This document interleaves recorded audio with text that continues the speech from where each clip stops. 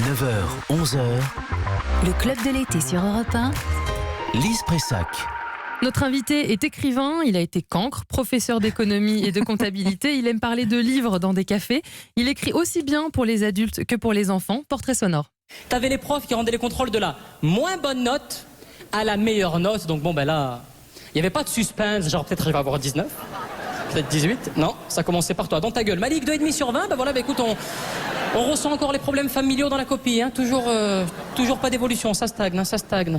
Dis-moi, tu arrives à faire tes devoirs à la maison avec tes 12 frères et sœurs? Moi, comment ça se passe? C'est le premier pavé de mai 68. D'un coup, le jeune homme fait mouche, le policier assis dans le car est atteint en plein visage. Il est 17h30, boulevard Saint-Michel, ce vendredi 3 mai. Autour, d'autres sont prêts à en découdre. Bonsoir, merci d'être fidèle à ce premier rendez-vous de notre émission pour cette rentrée littéraire. Alors d'abord, un débat sulfureux, la psychanalyse est-elle une imposture ?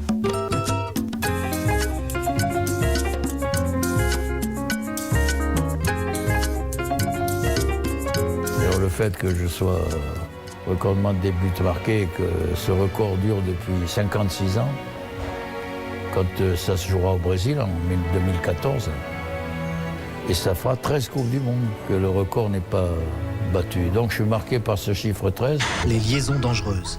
Un film époustouflant avec que des fautes d'accord. Si vous voulez, vous viendrez avec moi. Je mourirai si je viendrais avec toi. Ou à l'autre. Les liaisons dangereuses. Allez-y avec votre amis. Ou même en famille. Qui a eu cette idée folle un jour d'inventer l'école? Qui a eu cette idée folle un jour d'inventer l'école? C'est ce sacré Charlemagne. Bonjour Daniel Picouli. J'étais dans les liaisons dangereuses, Mais oui. dans le mal à propos. Le match à propos, c'est ça. Nous sommes ravis de vous recevoir ce matin dans le club de l'été sur Europe 1. Vous avez sorti aux éditions Belin Jeunesse les Shabada Mission Lune avec Colonel Moutarde, qui, comme son nom ne l'indique pas, est une illustratrice. Absolument. Vous avez également publié Tilou Bleu part en vacances avec Frédéric Pillot aux éditions La Rose Jeunesse. Il y aura Tilou Bleu qui fera sa rentrée dans quelques mois. On va vous retrouver évidemment aussi à la télévision sur France O pour l'émission littéraire page 19, également dans la matinale Outre-mer de France 3, c'est ça? On va évidemment parler de tout ça très longuement parce que votre actualité est très riche, mais est-ce que pour commencer, vous pouvez nous décrypter un petit peu tous les sons que vous avez entendus dans ce portrait sonore? Oui, alors d'abord, il y a j'ai entendu avec bonheur que j'avais toujours 12 frères et sœurs. Oui, c'est vrai, je suis le 13e du... C'est un sketch de Malik Bentala, c'est pas un sketch de vous. Ah, oui, mais je suis l'impression qu'il s'est inspiré. Absolument. J'ai entendu Fontaine parler des 13e buts, puisque j'ai écrit le 13e but, et qu'effectivement, à chaque Coupe du Monde, on attend que ce record soit battu. C'est un monsieur que je salue, parce qu'il doit écouter aujourd'hui. Et puis les sons des émissions que j'ai pu présenter, que ce soit Café Picouli sur la 5, qui a été un moment important, et puis Le Monde vu par, et puis. Mais ça, c'est très étonnant parce que on se laisse toujours prendre par l'émotion d'entendre des évocations comme ça. On se dit tiens, ma nécro. Bon, mais... Non, Daniel Picouli, je plaisante, mais c'est comme quand on se dit toujours, mais comment ce sera après? Alors après, peut-être on fera une nécro de vous, on fait une nécro de tout le monde, j'espère, et on aura quelques sons comme ça, et tout ce que j'espère, c'est que ces sons procureront du plaisir, un peu de frisson, comme ça l'a fait pour moi tout de suite. Voilà, c'est ça, c'est un petit portrait sonore en frisson. Et oui, et puis en tout cas, le générique de Café Picouli, et puis surtout les premiers mots que vous prononcez pour votre première, on a senti que vous étiez un peu ému. Vous rappeliez du thème du débat?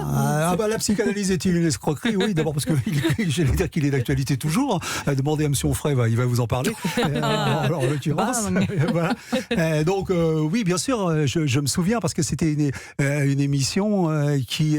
d'abord, à cette époque-là, elle était en concurrence, parce que ce qu'on ne se souvient pas, c'est que France 5 avait fait un espèce d'appel d'offres, et puis on était en concurrence avec Club Mongipour, qui était présenté par Demorand. Donc on devait, à chaque émission, faire nos preuves, et on était en combat singulier avec une autre émission. C'est un peu particulier, mais ça a donné Café Picouli, et ça peut donner cette petite émotion dans la voix, parce qu'il y a des enjeux de ce type-là dans cette émission-là. Et puis parce que j'ai adoré ça, c'est-à-dire que ces émissions qui m'ont tué en préparation, parce que ça couvrait tous les travail. domaines. Voilà, et d'ailleurs, quand elle s'est arrêtée, ça paraît étrange. Ça a duré de 2005 à 2011 et ça s'est arrêté brutalement en 2011. Est-ce que... Oui, ça s'est arrêté brutalement parce que la chaîne voulait autre chose. Mais la première fois où ça s'est arrêté, c'est parce qu'on nous a transportés sur France 2. Et c'est là que j'ai fait Café littéraire. Et Café littéraire s'est arrêté assez brutalement également. Voilà.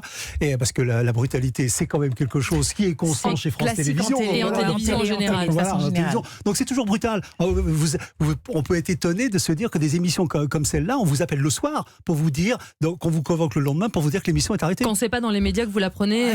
Voilà. En disant que j'ai eu un petit peu de chance, on me l'a appris avant les médias. Mais c'est de cet ordre-là, on a l'impression que les gens brutaux qu'il y a à France Télévisions sont des gens qui seront eux-mêmes virés brutalement. Donc ils sont en légitime défense, donc ils vous emmerdent. Mais enfin, c'est pas, c'est encore aujourd'hui puisque François est menacé de disparition. On a même annoncé sa disparition. Donc je suis dans ces. Mais en même temps, ce que je voulais dire et qui paraît complètement, c'est que quand on a arrêté François, je dis Daniel, maintenant t'as plus d'excuses. Ça fait 20 ans que tu nous bassines, que tu veux faire du théâtre.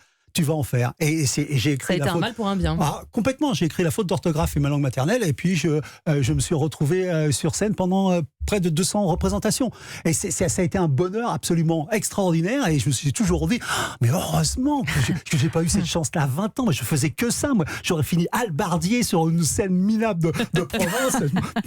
N'importe quoi pour simplement entendre les gens derrière le rideau, la salle gronder. C'est un bonheur incroyable, le théâtre. Voilà. Donc, un mal pour un bien. Mais je le dis aux responsables, c'est pas la peine de me créer du mal pour le bien. Je peux faire tout oui, voilà, on est capable de faire. Cela étant dit, on vous proposerait une belle émission littéraire, vous l'accepteriez aujourd'hui? Oui, mais pas dans n'importe quelle condition. Ouais. C'est-à-dire que moi, j'ai fait Café Piccoli parce que moi, je voulais faire la littérature au café. C'est-à-dire, je voulais penser aux petits gamins de 12-14 ans quand j'étais dans ma cité et que je voyais une émission littéraire et que ça pouvait me dégoûter des livres, de voir des gens qui, dans un entre-soi, qui ne se partageaient pas avec moi, gamins de banlieue, parlaient de littérature d'une manière que je ne comprenais quasiment même pas.